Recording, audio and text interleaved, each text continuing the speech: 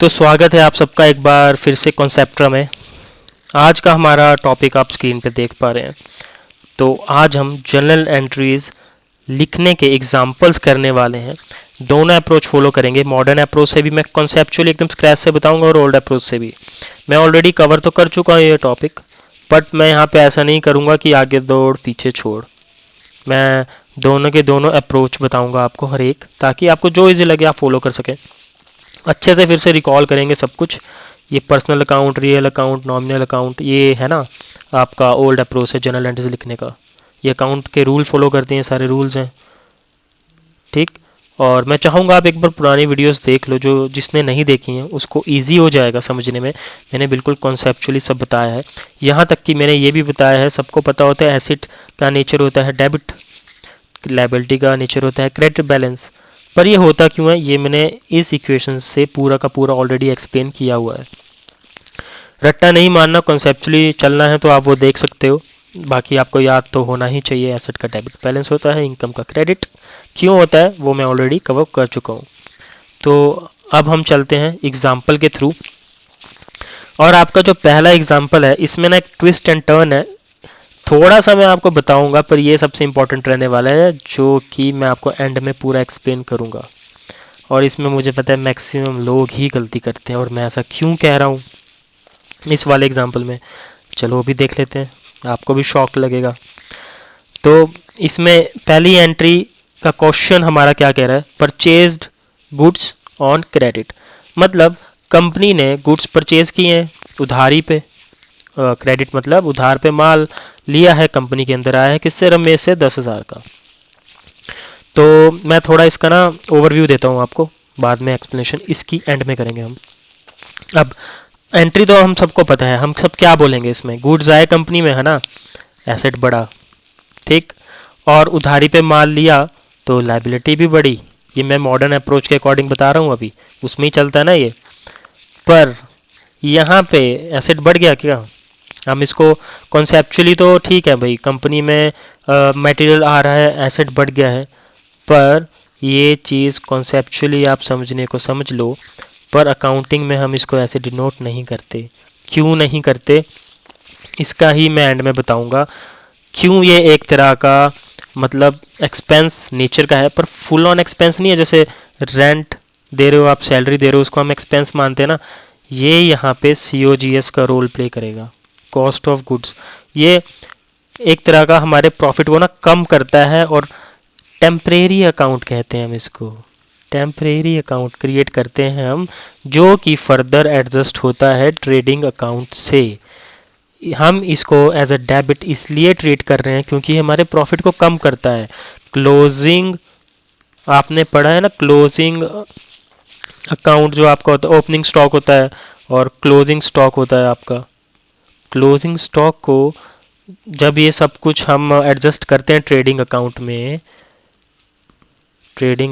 में, तो ये आपका एज एन एसेट काम करता है, ये है आपका एसेट। यहाँ पे ये हम टेम्परेरी इसको क्यों अकाउंट बनाते हैं, ये वो है, इसको आप ये मत करना कि एज एन एसेट ट्रीट कर लिया, पूरा ये एंड में आपके पास आने वाला है एक चेकपॉट, ठीक है। और मैं बताऊंगा इसको। अभी हम ना बिना देरी के सेकंड एग्जांपल पे चलते हैं। आपको मैंने थोड़ा शॉक दिया यहाँ पे, पहले बाकी एग्जांपल देख लेते हैं जिसके आप यूज टू हो, इससे हम पुराने रूल भी रिकॉल कर लेंगे, ठीक है। तो चलते हैं हम अपने पहले एग्जांपल के साथ। ये पेड सैलरी 5,000 रुपीज़। अब देखो दो चीज़ होंगी, सैलरी पे करी, सैलरी अगर पे करी है तो ये क्या है, एक्सपेंस है। मॉडर्न अप्रोच से बता रहा हूँ अभी, एक्सपेंस की तरह हम आपको इसको ट्रीट करेंगे, ठीक। और जब आपने सैलरी कंपनी से पे कर दी तो आपका कैश क्या होगा, रिड्यूस होगा ना। तो इसमें मॉडर्न अप्रोच मैं कैसे लगाऊं, दो चीज़ें तो मैं समझ गया कि कंपनी के अंदर ये हो रही है। अब हमारा मॉडर्न अप्रोच से क्या कहते हैं सब कुछ एक्सपेंस का नेचर क्या रहता है, डेबिट नेचर रहता है एक्सपेंस का। एसेट जो कि हमारा इस केस में कैश है, तो उसका डेबिट बैलेंस रहता है। आप सबको अभी तक तो ये पता ही होगा क्यों रहता है, वो आप वीडियो देख लेना। तो एक्सपेंस का डेबिट बैलेंस हो गया हमारा, और कैश का भी डेबिट बैलेंस हो गया हमारा। अब अगर इस डेबिट बैलेंस को हमको हमारा बढ़ रहा है तो ठीक है, इसको हम ये ऊपर डेबिट साइड लिखेंगे, ठीक। पर अगर इसको हमको घटाना है, अगर हमारा एक्सपेंस घट रहा होता तो उसकी काट क्या है, उसकी काट है हम रिवर्स कैसे चलते हैं, क्रेडिट साइड उसको लिखते हैं, ठीक। अभी मान लो आपका ये सैलरी है, सैलरी अकाउंट बनेगा, ठीक है। ये आपका एक्सपेंस है, एक्सपेंस आपका बढ़ रहा है तो इसको हमने डेबिट साइड लिखा। अगर किसी एंट्री में आपका मान लो एक्सपेंस घट रहा होता, मैं आपको एक चीज़ बता रहा हूँ क्योंकि इसका डेबिट बैलेंस इन नेचर होता है, अगर रिवर्स करेंगे इसका हम तो टू सैलरी लिखेंगे। यहाँ पे ये रिवर्स करके ये दिखा रहा है कि एक्सपेंस कम हो रहा है। ये सिर्फ बताने का एक तरीका है मेरा आपको रिवर्स कैसे चलना है। अगर मैं कैश का प्रॉपर एग्जांपल लूँ, अगर कंपनी में कैश बढ़ रहा है, कैश बढ़ रहा है आपका, जिसका डेबिट बैलेंस होता है, ये इंक्रीज हो रहा है तो डेबिट साइड आएगा। अगर कैश आपका कम होता है, उसका रिवर्स क्या है, उसकी काट क्या है, क्रेडिट साइड लिखते हैं उसको फिर हम। ये मैंने थोड़ा इन डेप्थ बताया वीडियोस में, इसलिए यहाँ पे हम थोड़ा ऐसे चलने वाले हैं जिस तरह भी मैं चल रहा हूँ, ठीक। तो अब यहाँ पे हम लॉजिकली देखने वाले हैं मॉडर्न अप्रोच और रूल बेस्ड जो ओल्ड अप्रोच है, दोनों से मैं आपको एक बार रिकॉल करवा देता हूँ कि यहाँ पे हो क्या रहा है। अब सैलरी जो आपकी एक्सपेंस हो गई, जिसका बैलेंस डेबिट बैलेंस होता है, तो भाई डेबिट बैलेंस ही है, वो बढ़ ही रहा है तो उसको हम डेबिट साइड लिखेंगे। तो ये आपकी salary account debit 5000 rupees expense हुआ, कंपनी से पैसा गया तो आपका जो कैश था, ये जो आपका कैश था ना एज एन एसेट, ये कम हो रहा है, जिसका बैलेंस डेबिट था। अगर उसको कम करना है तो हमको क्रेडिट साइड पे लिखना पड़ेगा। अगर ये बढ़ रहा होता, कंपनी में कैश आ रहा होता तो इसको डेबिट साइड ही लिखते बढ़ाने के लिए, ठीक। अब इसका रिवर्स क्या है, क्रेडिट साइड इसको लिखना पड़ेगा, तो इसलिए यहाँ पे हमने लिखा टू कैश अकाउंट 5000। इसका मतलब हो गया मॉडर्न अप्रोच से इसको मैंने एज एन एक्सपेंस ट्रीट किया, जिसका डेबिट नेचर का बैलेंस होता है, और ये आपका कैश यहाँ पे एक एसेट की तरह काम किया, जिसको हमने कंपनी से बाहर दे दिया सैलरी के रूप में, तो ये क्रेडिट साइड पे आएगा और ये आपका एसेट कम होगा, एसेट कम होगा तो क्रेडिट साइड में आएगा। ये एंट्री की ये एक्सप्लेनेशन थी। और अगली एंट्री अभी ओल्ड अप्रोच से चलते हैं। अभी तो ये मॉडर्न अप्रोच से किया, अब हमारी ओल्ड अप्रोच क्या कह रही है इसमें, देखो ये जो आपकी एंट्री है सैलरी, उसमें हमारा नॉमिनल रूल लगेगा। अगर आपको याद हो क्यों लगेगा नॉमिनल रूल, नॉमिनल अकाउंट का रूल लगेगा, क्यों लगेगा, ये कहता है सारे के सारे एक्सपेंसेस एंड लॉसेस जो आप कहते हैं नॉमिनल अकाउंट के रूल में आते हैं, तो ये कहता है डेबिट कर दो भाई ऑल दी एक्सपेंस जितने भी हो रहे हैं कंपनी में लॉस, और क्रेडिट कर दो all the income and gains. अब इस केस में क्या हो रहा है आपका, इस केस में तो आपका एक्सपेंस हो रहा है ना 5000 रुपये जो कंपनी से गए, वो आपका एक्सपेंस है। तो ओल्ड अप्रोच के हिसाब से ये एक्सपेंस किस में आता है, डेबिट साइड आता है, नॉमिनल अकाउंट का रूल लगेगा। इसलिए क्या हुआ, जब हमने ओल्ड अप्रोच से ये ट्रांजैक्शन लिखी तो सैलरी अकाउंट डेबिट हुआ, क्यों, क्योंकि हम नॉमिनल अकाउंट का रूल लगाते हैं और वो कहता है डेबिट ऑल एक्सपेंसेस, डेबिट करने हमको सारे एक्सपेंसेस, इसलिए ये एक्सपेंस साइड है। और ये कैश में कौन सा रूल लगेगा भाई, कैश में, अब इसमें ये तो हो गया एक्सपेंस, ये तो यहाँ पे तो हमारा नॉमिनल लग गया। कैश को हम करेंगे एसेट की तरह ट्रीट, उसमें लगता है रियल अकाउंट का रूल। ये जो है रियल अकाउंट, ये एसेट से एसोसिएटेड होता है, ये इतना याद रखना, एसेट से एसोसिएटेड होता है और उसके बढ़ना या घटना, ठीक, उससे जुड़ा होता है। अब यहाँ पे हमारा कैश हो गया कम हो गया, और जो बाहर चीज़ जा रही है, सैलरी हमने दी, कैश बाहर गया, तो उसमें लगेगा ये वाला, उसको हम करेंगे क्रेडिट। एसेट है हमारा कैश, तो हमने रियल अकाउंट लगा दिया। रियल अकाउंट का रूल कह रहा है जो चीज़ बाहर जा रही है उसको क्रेडिट कर दो, उसको क्रेडिट कर दो, इसलिए हमने यहाँ पे टू कैश यहाँ पे लिखा, इसलिए हमने ये टू कैश हमारा इस साइड आया क्योंकि ये बाहर जा रहा है। Debit word comes in and credit करना है उसको जो बाहर जा रहा है, ठीक है, ये चीज़ बाहर जा रही है। ये आपका इसमें हो गया रियल अकाउंट, ऊपर वाले में लग गया नॉमिनल, इसमें रियल। देखो दोनों तरीके से कर दिया। अब हम अपने अगले एग्जाम्पल पे चलते हैं।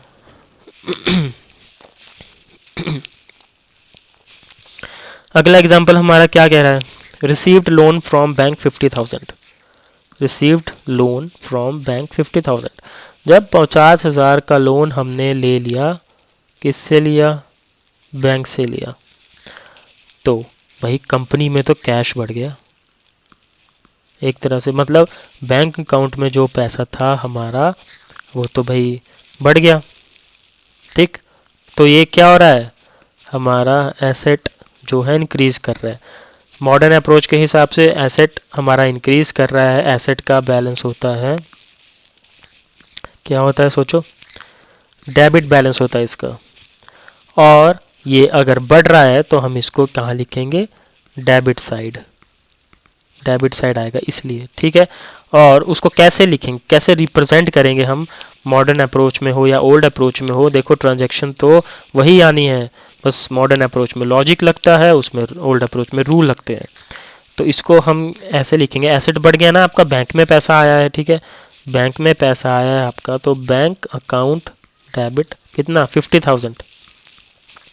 अब बैंक में तो पैसा आ गया हमारा, ठीक है, हमने तो भाई लोन लिया है, हमने तो लोन लिया है, ये चुकाना भी तो पड़ेगा, हमारी लायबिलिटी भी तो बढ़ रही है। हमारी इस केस में दो चीज़ें होती है ना हर एक केस में, इस केस में हमारी लायबिलिटी भी तो इंक्रीज कर रही है। लायबिलिटी का क्या होता है? क्रेडिट बैलेंस होता है। इसको बढ़ाना है तो क्रेडिट साइड लिखना पड़ेगा हमको, अगर घटाना होता, जब घटाना होगा तो डेबिट साइड लिखेंगे इसी चीज़ को, ठीक है। पर यहाँ पे हमारी लायबिलिटी जो की है बढ़ रही है, तो यहाँ पे टू लोन अकाउंट बनेगा एक, उसके ये हमारी लायबिलिटी को रिप्रेजेंट करेगा यहाँ पे। इसलिए इसको मैंने क्रेडिट साइड क्यों लिखा? ये हमारी लायबिलिटी है। इसको डेबिट साइड क्यों लिखा? ये एस एन एसेट काम कर रहा है आपका मॉडर्न अप्रोच के हिसाब से। उम्मीद है ये समझ आया होगा। अब यही चीज़ ओल्ड अप्रोच में होनी है, एसेट बढ़ना, लायबिलिटी बढ़ना। पर अब एक क्वेश्चन आएगा, सर ये लायबिलिटी को हम इसमें कौन से अकाउंट का रूल लगेगा? तो इसमें हम लगाते हैं पर्सनल अकाउंट का रूल। ठीक, मैं ओल्ड अप्रोच से आपको ये एंट्री लिखना बताता हूँ। अभी उम्मीद है आपको समझ आओगा। ये एसेट आपका बैंक में बढ़ गया, इसलिए डेबिट साइड, ये आपका लायबिलिटी है जो कि बढ़ गई है, इसका क्रेडिट बैलेंस है, इसलिए क्रेडिट साइड ही लिखा है हमने इसको, ठीक है। तो अब ओल्ड अप्रोच से कर लेते हैं एक बार।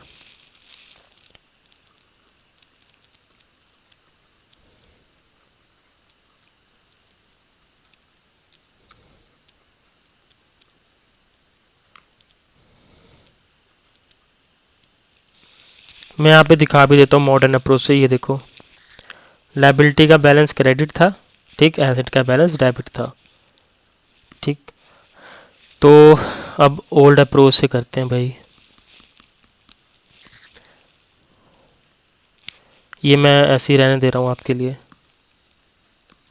तो अब ओल्ड अप्रोच में क्या भाई, कैसे रूल लगेगा इस ट्रांजैक्शन में, कैसे रूल लगेगा? ये जो हमारी ये जो ट्रांजैक्शन आई है ना, बैंक अकाउंट, एक तो ये खोला हमने अपना, ये लोन अकाउंट खुल गया एक 50,000। अब बैंक में पैसा आया, बैंक में जो रूल लगेगा ना वो पर्सनल रूल लगता है। बहुत सारे लोग गलती कर देते हैं कि एसेट, ये वाला रूल, रियल अकाउंट का रूल लगा देते हैं, ये वाला लगा देते हैं बैंक में। नहीं, उसको हम एज अ पर्सन की तरह ट्रीट करते हैं। और क्यों करते हैं? क्योंकि बैंक की ट्रांजैक्शन इनडायरेक्टली पर्सन से एसोसिएटेड है, पर्सन को रिप्रेजेंट कर रही है।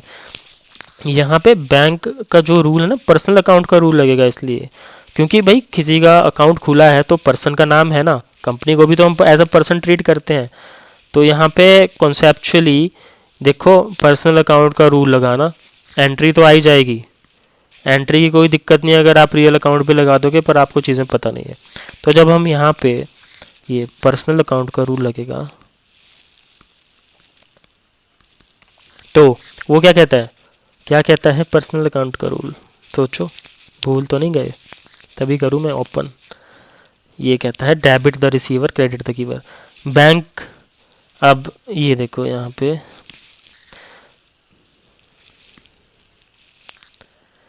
डेबिट करना है हमको रिसीवर को,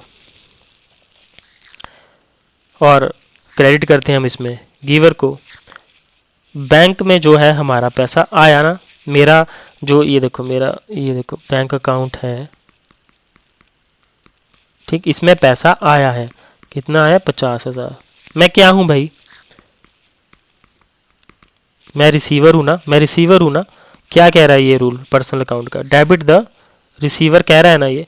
तो मुझे खुद को डेबिट, ये मतलब मेरे बैंक अकाउंट में आया है, मेरा बैंक अकाउंट मुझसे एसोसिएटेड है, तो मुझे डेबिट करना पड़ेगा ना, करना पड़ेगा ना। इसलिए यहाँ पे हमने ये जो ट्रांजैक्शन लिखी है बैंक अकाउंट डेबिट, ये इसलिए है क्योंकि ये यहाँ पे एज ए रिसीवर का काम कर रहा है, ये रूल के अकॉर्डिंग एज ए रिसीवर। ये मेरा बैंक अकाउंट है ये, और मैं रिसीवर हूँ, ठीक है। तो इसको ऐसे ही बैंक अकाउंट के नाम से लिखा जाएगा, बैंक अकाउंट डेबिट 50,000 इसलिए आया क्योंकि मैं एक रिसीवर हूँ। तो पर्सनल अकाउंट का रूल कहता है डेबिट द रिसीवर। अब ये वाली चीज़, ये जो लेफ्ट साइड में देखना, जो टू लोन अकाउंट 50,000, ये लाइबिलिटी, ये भाई लाइबिलिटी बहुतों को यही नहीं पता होता ओल्ड अप्रोच में आई कहाँ, ये पर्सनल अकाउंट में ही आती है। अब इसमें भी पर्सनल अकाउंट ही लग गया, डेबिट द रिसीवर तो हो गया, मैंने पैसा रिसीव कर लिया, भाई किससे लिया, उसको क्रेडिट करना पड़ेगा। ये पैसा कहाँ से आया मेरे पास, टू लोन का पैसा है ये मेरे पास, लोन का पैसा, इसलिए हमने यहाँ पे इसको ये किया है, क्रेडिट किया है, क्रेडिट द गिवर वाला रूल लगा है इसमें, ठीक। देखो दोनों में, इसमें तो पर्सनल अकाउंट ही लग गया पूरी ट्रांजेक्शन में, डेबिट द रिसीवर हो गया ऊपर, क्रेडिट द गिवर हो गया नीचे। और ये देख लेना आप किस नाम से रिप्रेजेंट कर रहे हो इस ट्रांजेक्शन को, लोन अकाउंट से ये कर रहे हैं और ऊपर वाले से ये कर रहे हैं। अब अगर यहाँ पे किसी का नाम होता तो यहाँ पे ना गिवर का नाम लिख देते लोन अकाउंट की बजाय, अब यहाँ नाम ही नहीं है किसी का, ना यहाँ कंपनी का नाम है ऊपर, तो हमने ना बैंक और लोन के नाम से डिनोट कर दिया, ठीक है इसको। अब चलते हैं हम थोड़ा फास्ट, यार ऐसे तो बहुत टाइम लग जाएगा, थोड़ा अगली वाली पे चलते हैं, पर आपको समझ भी तो आना चाहिए। Outstanding salary, modern approach. Outstanding salary का मतलब होता है कि हमको ना सैलरी किसी को भी देनी है, उससे हमने काम कुम ले लिया होगा, उसने काम किया होगा, तो भाई अगर कोई चीज़ हमने किसी को देनी है तो क्या आया मॉडर्न अप्रोच के अकॉर्डिंग यहाँ पे, ये तो लाइबिलिटी क्रिएट होने का वो है भाई, लाइबिलिटी बढ़ रही है हमारी, लाइबिलिटी का क्रेडिट बैलेंस होता है, क्रेडिट बैलेंस बढ़ाना है तो हमको इसको क्रेडिट साइड में लिखना पड़ेगा। एक एंट्री तो हमारी क्रेडिट साइड में आ गई, ठीक, यही है ना, यही है ना question, salary due but note paid 2,000 rupees. अब और अभी हमको सैलरी, हमारा क्या है, एक्सपेंस भी तो है सैलरी। दूसरी चीज़ क्या होगी इसमें, एक तो लायबिलिटी है, पैसे देने हैं, किस चीज़ के पैसे देने, सैलरी के पैसे देने हैं भाई, तो salary as an expense treat करते हैं हम इसको, जिसका डेबिट बैलेंस रहता है, तो इसको कहाँ लिखेंगे, डेबिट साइड लिखेंगे, क्योंकि ये बढ़ रही है, ये बढ़ रही है। तो हमारी एंट्री क्या हो जाएगी मॉडर्न अप्रोच के अकॉर्डिंग, ये हो जाएगी, देख लो, सैलरी अकाउंट डेबिट किया 2,000 से, क्यों किया, ये एज एन एक्सपेंस है यहाँ पे, ठीक, और हमारी लायबिलिटी इंक्रीज हो रही है ये यहाँ पे, उसको आउटस्टैंडिंग सैलरी से हमने रिप्रेजेंट किया है। ये आपका डीआर बैलेंस ये बढ़ रहा है, ये सीआर बैलेंस ये भी बढ़ रहा है। मॉडर्न अप्रोच के अकॉर्डिंग ये होगी आपकी एंट्री। ओल्ड अप्रोच के अकॉर्डिंग क्या हुआ, सैलरी अकाउंट डेबिट 2,000, यही आनी है, क्यों आनी है भाई। अब इसमें इसकी ऊपर वाली में जो हमने ये लिखा है ना, नॉमिनल अकाउंट का रूल क्या कहता है, डेबिट ऑल एक्सपेंसेस, इसलिए एक्सपेंस है हमारा सैलरी, इसलिए हमने उसको डेबिट साइड में लिखा है। यहाँ पे नॉमिनल अकाउंट का रूल लगेगा, नॉमिनल अकाउंट का रूल लगेगा। और ये आउटस्टैंडिंग सैलरी मैंने आपको बताया, लायबिलिटी वगैरह जो भी आती है पर्सनल अकाउंट में आती है, क्योंकि वो एक पर्सन से इनडायरेक्टली एसोसिएटेड है। वो आप वीडियो देखना, उसमें ज़्यादा समझ आएगा, जो मैंने ऑलरेडी रिकॉर्ड की है कि कैसे है। तो अब इसमें ये चीज़ आ जाएगी, देखो यहाँ पे लिखा है ना पर्सनल अकाउंट को रिप्रेजेंट कर, अब क्या कहता है भाई, वो क्या कहता है हमारा, ये देखो डेबिट द रिसीवर कहता है पर्सनल अकाउंट, और क्रेडिट द गिवर कहता है। तो उसी के अकॉर्डिंग यहाँ पे जो भी हमारी लायबिलिटी इंक्रीज़ हो रही है, उससे हमने कुछ चीज़ ली है, कोई काम करवाया है, वैल्यू ली है कंपनी में, तो हमारी लायबिलिटी बढ़ गई यहाँ पे, इसलिए। और क्रेडिट किया है हमने इसको, क्योंकि वो गिवर है, हमको कुछ मतलब दिया है उसने, इसलिए हमने इसको यहाँ पे रिप्रेजेंट किया है क्रेडिट साइड। वो हमको कुछ दे रहा है ना, काम कर रहा है हमारे लिए, एफर्ट डाल रहा है, वैल्यू जनरेट कर रहा है वो कंपनी के लिए। तो यहाँ पे जो मैं मेन वर्ड यूज़ करूँगा वो करूँगा वैल्यू, जो कंपनी के पास आ रही है, इसलिए हमने इसको क्रेडिट किया, क्योंकि वो गिवर है, कंपनी को कुछ दे रहा है। ठीक, अब अगले फिफ्थ वाले एग्जाम्पल पे हम चलते हैं अपने। तो फिफ्थ क्वेश्चन क्या कह रहा है हमारा, ऑनर इंट्रोड्यूस्ड कैपिटल 1,00,000 रुपीज़। अब कई लोग सीधा रट्टा, कैश का तो पता है कि चलो क्यों हो गया, मॉडर्न अप्रोच के अकॉर्डिंग डेबिट बैलेंस था, बढ़ गया, कैश आया कंपनी में। टू कैपिटल, सीधा कुछ नहीं पता क्यों लिखा है, बस लिख दिया। तो हम इसको कॉन्सेप्चुअली समझेंगे कि यहाँ पे हो क्या रहा है। एक चीज़ तो आपको क्लियर है ना, कंपनी में अगर ऑनर ने पैसा डाला तो कैश कंपनी में बढ़ेगा तो और कैपिटल भी बढ़ेगी। पर कैपिटल को हम क्रेडिट साइड क्यों लिखते हैं? हमको पता है मॉडर्न अप्रोच के अकॉर्डिंग ये क्रेडिट बैलेंस होता है, पर क्यों होता है कैपिटल क्रेडिट साइड में है? इसको एक्सप्लेन करने के ना दो मेथड हैं इसको एक्सप्लेन करने के।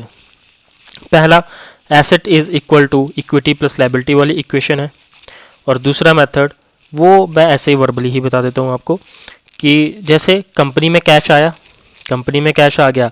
अब हम एक चीज़ करते हैं इसमें, ऑनर जो होता है ना वो is not equal to business होता है। मतलब क्या मेरा कहने का, ये दोनों अलग अलग एंटिटीज़ हैं, अलग अलग है। बिजनेस को हम अलग मानते हैं, ऑनर को हम अलग मानते हैं। जब ऑनर ने पैसा इन्वेस्ट किया बिजनेस के अंदर, तो बिजनेस की ना अब एक लायबिलिटी क्रिएट हो गई कि उसको पैसे वापस देने हैं। अब इसकी बिजनेस की ये लायबिलिटी है कि जो कैपिटल इन्वेस्टमेंट, जो कैपिटल कंपनी के अंदर इंक्रीज़ हुई है, ऑनर ने जो दी है, वो बिजनेस की एक लायबिलिटी है कि उसको वापस देनी है। इसलिए एक तो ये लायबिलिटी वाले मेथड से हम एक्सप्लेन कर सकते हैं कि ये लायबिलिटी साइड इसलिए है कि टू कैपिटल है, और मतलब यहाँ पे एज अ लायबिलिटी इसको ट्रीट कर लिया हमने, लायबिलिटी का क्रेडिट बैलेंस होता है। ठीक, एक मेथड तो ये है कि बिजनेस की लायबिलिटी है ऑनर को पैसा वापस देने की, इसलिए जो पैसा कैपिटल के रूप में कंपनी में इन्वेस्ट हुआ है उसको हमने क्रेडिट साइड लिखा है, क्योंकि लायबिलिटी का बैलेंस होता है क्रेडिट। और ओल्ड अप्रोच से यहाँ तो रियल अकाउंट का रूल लग गया। ये वाले में तो रियल अकाउंट का मैंने आपको बहुत बार बता दिया कि क्यों लगा है। एसेट से एसोसिएटेड है, debit what comes in, cash आया है इसलिए डेबिट किया है इसको। टू कैपिटल क्यों किया है इसको हमने ये वाले मेथड से, बताओ सोचो थोड़ा। ये जो कैपिटल है ना, ये पर्सन से एसोसिएटेड है। पर्सन से एसोसिएटेड जब चीज़ होती है तो उसमें हम पर्सनल अकाउंट का रूल लगाते हैं। कौन सा? पर्सनल अकाउंट का रूल लगेगा। और पर्सनल अकाउंट का रूल क्या कहता है? Debit the receiver and credit the giver, यही कहता है ना। ये देखो, debit the receiver and credit the giver कह रहा है ना यहाँ पे। ये तो क्रेडिट द गिवर इसलिए किया गया है क्योंकि ऑनर ने पैसा कंपनी में इन्वेस्ट किया है और हमने कैपिटल अकाउंट बनाया है, इसलिए हमने क्रेडिट किया है, क्रेडिट द गिवर।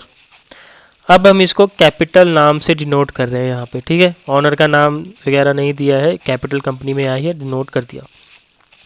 अब दूसरा मेथड क्या है, उसके लिए ना आपको एक इक्वेशन समझनी पड़ेगी कि कैपिटल क्यों क्रेडिट साइड में आती है। एक तो आपने चीज़ समझ ली, दूसरी भी आप समझ ही लो जब हम समझ रहे हैं इस टाइम पे।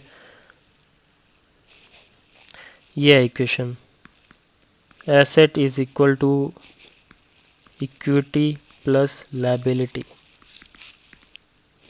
इस इक्वेशन में क्या होता है ना, ये जो साइड है ना हमारा सोर्स ऑफ फंड डिनोट करता है। सोर्स ऑफ फंड कि पैसा कहाँ से आया और कहाँ लगा, वो हमारी एसेट साइड रिप्रेजेंट करती है। मेरा कहने का मतलब क्या है, अकाउंटिंग में हमारा रिप्रेजेंट करने का तरीका यही है कि ये जहाँ पैसा जहाँ यूज़ हो हम उसको डेबिट साइड दिखाते हैं, और जो क्रेडिट सोर्स ऑफ फंड जो हमारा बताता है, ये दोनों चीज़ें हमारी क्रेडिट साइड आएगी। अब ऑनर एक बाहर की कोई एंटिटी तो है नहीं, जैसे बैंक वालों से पैसा ले लिया, आउटसाइडर का पैसा तो है नहीं, ऑनर ने ही किया है ना, जिसके पास कुछ परसेंटेज है, कंपनी की कुछ परसेंटेज है, जिनको हम कहते हैं शेयर होल्डर एक तरह से, और इनके पास है, आपको मैंने बता दी, कुछ परसेंटेज, कुछ हिस्सा है कंपनी का। तो अकाउंट्स में हम रिप्रेजेंट करते हैं सोर्स ऑफ फंड को, कहाँ से पैसा आया, क्रेडिट साइड पर। अब ये जो कैपिटल है यहाँ पे, ये ऑनर ने पैसा लगाया, सोर्स ऑफ फंड है ना ओनर, जो पैसा कंपनी में डाल रहा है। और यहाँ पे हम क्या अकाउंटिंग में रिप्रेजेंट करते हैं, इस पार्ट को क्रेडिट साइड से रिप्रेजेंट करते हैं बैलेंस शीट में, क्रेडिट साइड में हम इसको लिखते हैं। अब आप जब अगर आपने बैलेंस शीट पढ़ ली है, नहीं पढ़ी है, तो दो साइड्स होती हैं, डेबिट और क्रेडिट। जहाँ पे भी इस पैसे का यूटिलाइजेशन हुआ, जो भी हम लाइबिलिटी वालों से उठाते हैं, बैंक डिबेंचर या लॉन्ग टर्म पैसा हम जो भी उठा रहे हैं किसी से भी, वो यहाँ पे आते हैं लाइबिलिटी साइड। ये शेयर होल्डर जिनके पास कुछ परसेंटेज है कंपनी की, उसको हम इक्विटी साइड से डिनोट करते हैं, और ये सोर्स ऑफ फंड दिखाते हैं हमारे दोनों। और अकाउंटिंग में हम इसको क्रेडिट साइड लिखते हैं बैलेंस शीट में, इसलिए ये क्रेडिट बैलेंस आपका हो गया। इसलिए टू कैपिटल को हमने क्रेडिट साइड यहाँ पे डिनोट किया है। ये एज ए आपका सोर्स ऑफ फंड भी बता रहा है सेकंड मेथड से, और फर्स्ट मेथड से आपको एज ए लायबिलिटी ये कह रहा है कि बिजनेस की है, ये पैसा वापस करना है। दो तरह की एक्सप्लेनेशन है, दो तरह के मेथड हैं क्यों कैपिटल क्रेडिट साइड में आई है। तो अब सिक्स्थ क्वेश्चन पे चलते हैं हम। ये कैश सेल हो रही है, इसमें कैश जा रहा है आपका। इसको फटाफट से कर लेते हैं क्योंकि ज़्यादा टाइम नहीं देंगे इस वाले में, बहुत ईजी है। मॉडर्न अप्रोच से करेंगे। कैश सेल हुई, तो सेल कर दी हमने, सेल कर दी, ठीक है, सेल कर दी आपने, तो कैश तो भाई आया होगा कंपनी के अंदर, ठीक है। सेल का क्या होता है, क्रेडिट बैलेंस होता है, इनकम, इनकम से एसोसिएटेड है ना सेल। कैश एक डेबिट बैलेंस, एक एसेट है, तो इसको बढ़ाना है तो डेबिट साइड लिखेंगे, डेबिट साइड आएगा। कैश आपका एक एसेट है और सेल करी है आपने, कैश आया, ये इनकम से एसोसिएटेड है। तो मॉडर्न अप्रोच में क्या होगा, ये एसेट हो गया आपका जिसका डेबिट बैलेंस है, ये बढ़ गया, और ये इनकम, इनकम हो गया जिसका क्रेडिट बैलेंस रहता है। अगर उसको बढ़ाना है तो क्रेडिट साइड लिखना पड़ेगा, बस खत्म। इतनी सी एंट्री थी मॉडर्न अप्रोच के अकॉर्डिंग। ओल्ड अप्रोच से कैसे लिखोगे आप इसको, ये इसमें मैंने आपको बता दिया, कैश में रियल अकाउंट लगेगा, credit word debit word comes in, credit word goes out. Cash आ रहा है इसलिए हमने इसको डेबिट साइड लिखा, इसलिए डेबिट साइड आया है।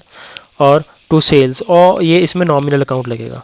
क्यों लगेगा, नॉमिनल अकाउंट में ही तो, नॉमिनल अकाउंट के रूल में ही तो लिखा हुआ है, क्या लिखा हुआ है नॉमिनल अकाउंट के रूल में, credit all income and gains, इसलिए हमने इसको यहाँ पे क्रेडिट साइड लिखा है, इसलिए हमने क्रेडिट साइड लिखा टू सेल्स।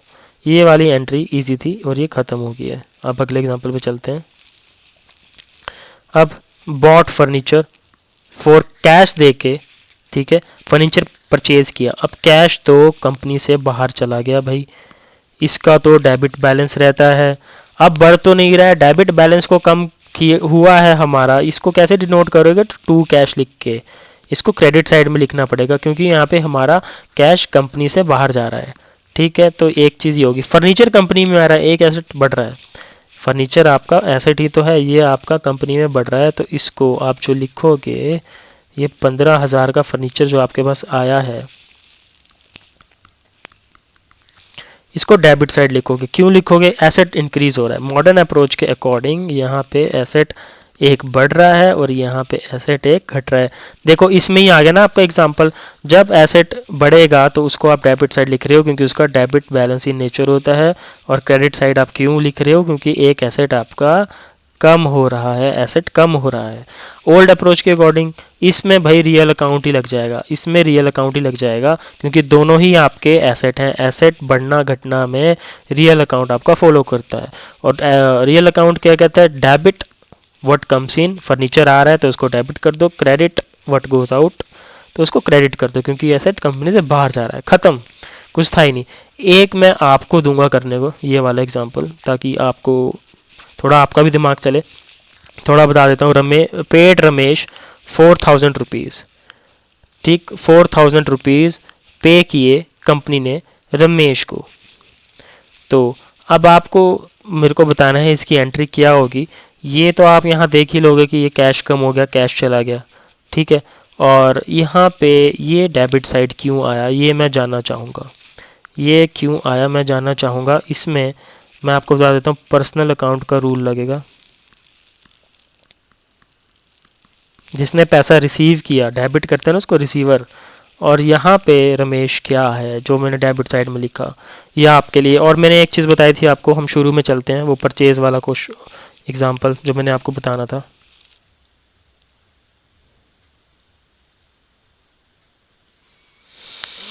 तो ये रहा आपका ये क्रेडिट परचेज वाला।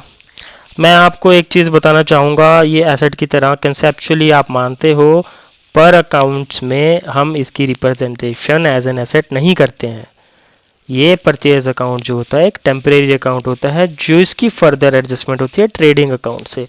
बहुत लोगों ने पढ़ लिया होगा ट्रेडिंग अकाउंट, बहुत लोगों ने पढ़ लिया होगा। आपको पता है ना ट्रेडिंग अकाउंट में क्या होता है? वही ये ओपनिंग स्टॉक आता है लेफ्ट साइड, परचेजेस आते हैं, ये सब आते हैं ना, ठीक। ये डायरेक्ट एक्सपेंसेस जितने भी आपके हैं, और यहाँ पे क्या आता है आपका क्रेडिट बैलेंस, ये तो डेबिट बैलेंस हो गया आपका। क्रेडिट बैलेंस आता है आपका यहाँ पे क्लोजिंग स्टॉक, और यहाँ पे सेल। अब मैं इसके थ्रू ही आपको थोड़ा बताने वाला हूँ, जिसने पढ़ा है ये उसी को समझ आने वाला है ट्रेडिंग अकाउंट। तो ये डेबिट बैलेंस, यहाँ पे क्रेडिट बैलेंस।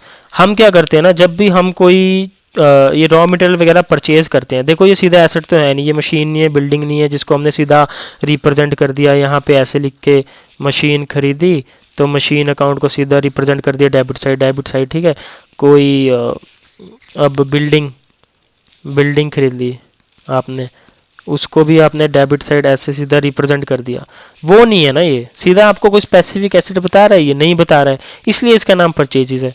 अब रॉ मटेरियल में केमिकल कुछ भी, मतलब किसी भी कंपनी को स्टील आ रहा है, कोई सरिया, कोई पेपर, ठीक, ये सारे के सारे आपके रॉ मटेरियल हैं जो स्पेसिफिक पता ही नहीं है क्या है, तो हम ना परचेजेस नाम से डिनोट कर देते हैं उसको। और ये ना एक टेम्परेरी अकाउंट होता है कंपनी के अंदर, जिसकी फर्दर एडजस्टमेंट होती है यहाँ ट्रेडिंग अकाउंट में। अब मैं क्यों कह रहा हूँ, मान लो ओपनिंग स्टॉक हमारे पास कुछ था, मान लो पेपर था, ओपनिंग स्टॉक बचा हुआ पिछले साल का, अब परचेज़ किया आपने इस बार भी रॉ मटेरियल, इतने का तो आपके पास ये रॉ मटेरियल ही हो गया, ठीक।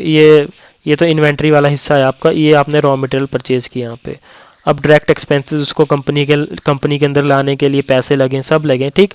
ये सारे एक्सपेंसेस ही हैं एक तरह से, जो मैं कहना चाह रहा हूँ आपको, इसलिए ये डेबिट साइड आ रहे हैं, ठीक। यही है डिनोट करने का तरीका, इसलिए एक्सपेंस यहाँ पे मैंने एज ए डिनोट किया है, ये COGS वाला एक्सपेंस है।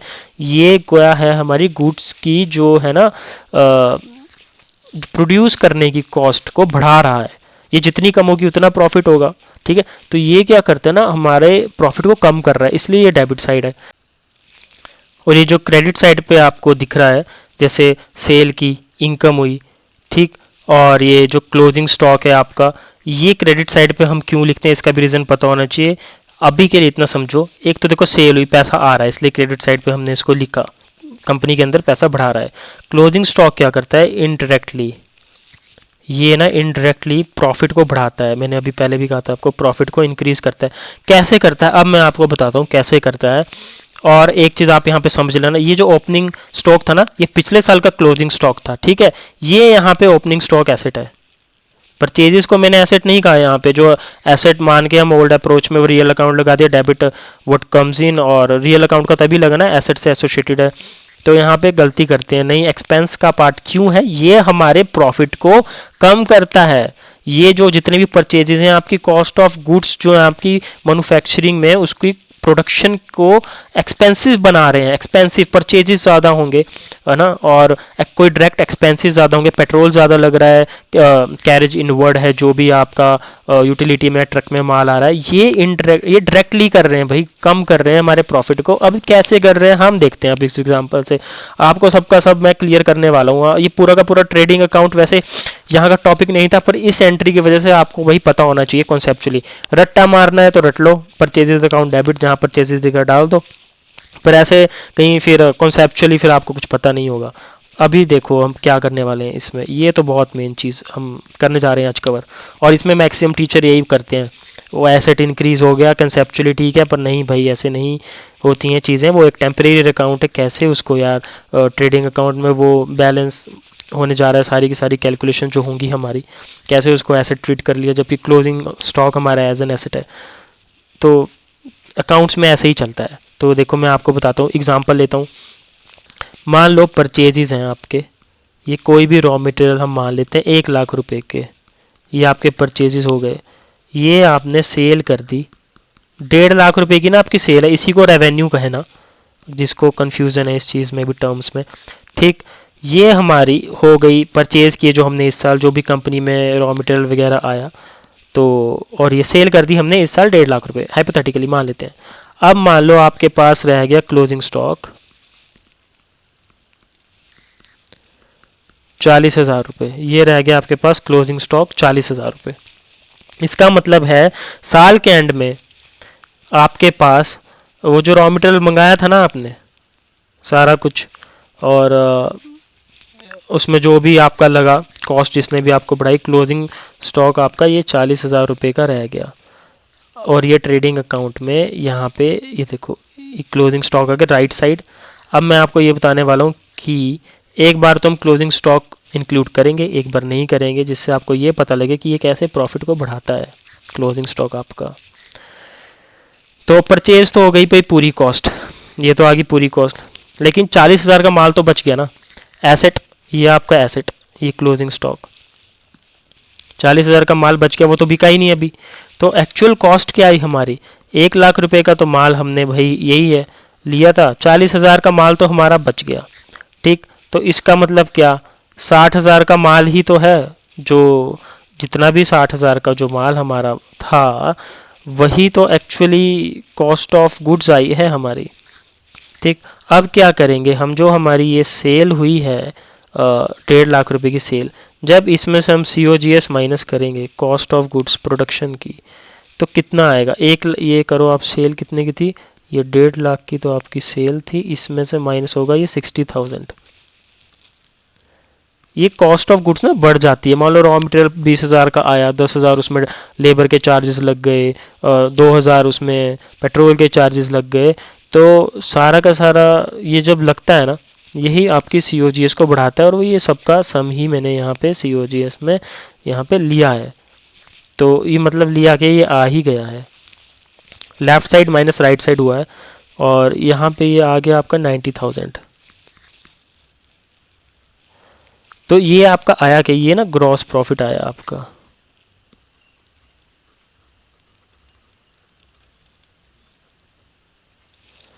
ये जो मैंने निकाला ना, देखो ये ग्रॉस प्रॉफिट आया आपका।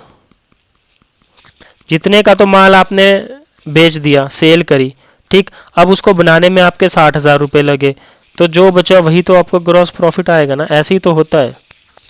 अगर कोई ले लो, कोई भी ले लेते हैं एग्जांपल, एक कोई खाने की चीज़ है 10 रुपये की है, उसको बनाने की कॉस्ट क्या आई, 5 रुपये आई, तो जो भाई 5 रुपये प्रॉफिट ही तो है। फिर वैसे ही मैंने यहाँ पे किया है, जो बचा 1.5 लाख माइनस 60,000 किया, 90,000 आपका ग्रॉस प्रॉफिट आ गया। अब हम यहाँ पे क्या, मैं आपको वो चीज़ बताने वाला हूँ, क्लोजिंग स्टॉक को इग्नोर कर देते हैं हम यहाँ पे, ठीक है। तो फिर क्या होगा आप देखना,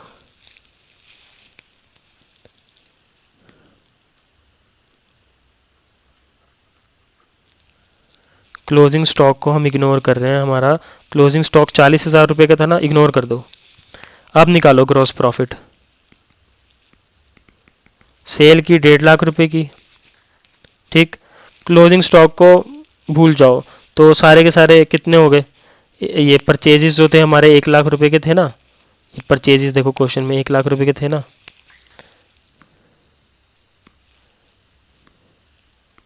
ये 1 लाख रुपए, ये तो है मेरा सेल, ये है मेरा कॉस्ट ऑफ गुड्स, उसको प्रोड्यूस करने की कॉस्ट। देखो 1 लाख रुपए होगी क्लोजिंग। इसका मतलब ये है कि भाई हमने 1 लाख रुपए के गुड्स बेचे, COGS का यहाँ पे ये मतलब है 1 लाख रुपए के गुड्स बेचे, पर बेचे तो हमने 60,000 के थे। वो हमको कैसे पता लगा कि हमारे पास क्लोजिंग इन्वेंट्री पड़ी थी, पर हमने क्लोजिंग इन्वेंट्री को यहाँ पे इग्नोर कर दिया, तो ग्रॉस प्रॉफिट कितना आ रहा है, 50,000। आपका ग्रॉस प्रॉफिट ही कम हो गया, इसलिए तो वो क्रेडिट साइड पे है। यही तो मैं आपको कह रहा था कि क्लोजिंग स्टॉक आपका जो होता है इनडायरेक्टली, क्लोजिंग स्टॉक आपका जो होता है वो इनडायरेक्टली आपके प्रॉफिट को बढ़ाता है, इसलिए क्रेडिट साइड आता है। ये इंपॉर्टेंट होना चाहिए, तभी एक्चुअल ग्रॉस प्रॉफिट निकलता है कि कितना माल बचा है इस साल, वो भी तो पता होना चाहिए, वो तो हमने बेचा ही नहीं। और जब हम उसको इग्नोर कर रहे हैं, हम मान रहे हैं कि हमने तो सारा माल बेच दिया, COGS ही बढ़ गया हमारा, तो भाई प्रोड्यूस करने का कॉस्ट ही बढ़ा दी उसकी आपने, इसलिए ये चीज़ यहाँ पे आती है। और इसलिए मैंने आपको कहा ये एक टेम्परेरी अकाउंट है, परचेज अकाउंट, जो हम यहाँ पे क्रिएट करते हैं। ये टोटल एक्सपेंस थोड़ी भी है, 10,000 आपका ये क्रेडिट परचेज हो गया ना रमेश से, purchase goods on credit from Ramesh 10,000 rupees. अब मैं क्यों बोल रहा हूँ, ये पूरा का पूरा एक्सपेंस थोड़ा ना है भाई, क्लोजिंग हो सकता है कि भाई 3,000 का माल जो आपका बच गया हो वो एक एसेट की तरह काम करेगा, क्लोजिंग स्टॉक होगा वो आपका। हो सकता है 7,000 का ही माल लगा हो आपका जो आपने रमेश से मंगाया, इसलिए ये ऐसे एडजस्टमेंट हुई ना। माल तो आपने 10,000 का बना लिया, मंगवा लिया, ट्रेडिंग अकाउंट में एडजस्टमेंट हो रही है, इसलिए परचेज अकाउंट जो था टेम्परेरी अकाउंट था। जब ये एडजस्टमेंट पूरी हो गई और हमारे पास जो क्लोजिंग स्टॉक बचा वो आपका एज एन एसेट काम करेगा। ये वाला कुछ ज़्यादा ही हाईलाइट हो गया, तो ये आपका क्लोजिंग स्टॉक ऐसे काम करेगा। और अगर मैं एक चीज़ बताऊं आपको, इस सबको मिटा देते हैं, अगर इन्वेंट्री की एंट्री लिखनी हो, ये इन्वेंट्री है क्लोजिंग स्टॉक, तो इसकी एंट्री होगी इन्वेंट्री अकाउंट डेबिट, ठीक, टू रमेश, ये एंट्री हो जाएगी इसकी। तो उम्मीद है आपको ये चीज़ समझ आई होगी अब जाके, और ये एंट्री भी आप समझ लेना, अब तो आपके लिए इजी ही हो गया सब। मॉडर्न अप्रोच में रमेश से क्रेडिट पे माल लिया तो ये आपकी लायबिलिटी है, ये आपकी लायबिलिटी है, ठीक। और यहाँ पे ये ना एक थोड़ा एक्सपेंस की तरह ट्रीट किया, पर ये COGS वाला एक्सपेंस था, सैलरी रेंट वाला एक्सपेंस मत मान लेना, ये COGS वाला। ये जो है हमारा प्रॉफिट को कम करता है, क्योंकि ये एक तरह के हमारा प्रोडक्शन कॉस्ट बढ़ा रहा है और एक तरह से एक्सपेंस हो रहा है। और यहाँ पे फिर आप समझ ही गए क्यों लगा भाई, क्यों लगा नॉमिनल अकाउंट का रूल, रमेश में पर्सनल का रूल लगेगा, क्योंकि क्रेडिट द गिवन है। उम्मीद है आपको मैंने आज कुछ नया सिखाया होगा, तो प्लीज़ चैनल को सब्सक्राइब करें, और कोई भी डाउट हो मुझे फीडबैक में पूछें। कोई एंट्री आपको समझ नहीं आई हो, कोई कॉन्सेप्ट समझ नहीं आया हो, शेयर करना ना भूलें। मिलते हैं अगली वीडियो में।